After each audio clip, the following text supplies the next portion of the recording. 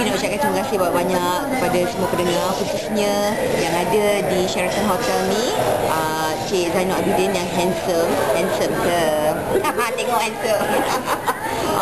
Tengok macam pelakon Hindustan kan, very. Dan juga Cik Rusliza kita yang cute new. Tengok pen cute, available.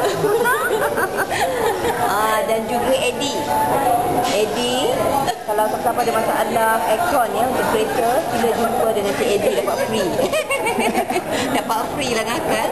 Dan juga Cik Zainab kita, yang telah pun mendendangkan lagu ya, komposisi ketika dia berada di bilik kecil, dia dapat ilham. Walaupun kumpulan ni kecil, tapi saya rasa sangat akrab dan rasa macam adik-beradik. Dan yang ruginya mereka yang tak ada di sini lah kan, ada 2 rahsia pribadi yang telah saya dedahkan kepada mereka. Nak tahu? Misteri. Okay.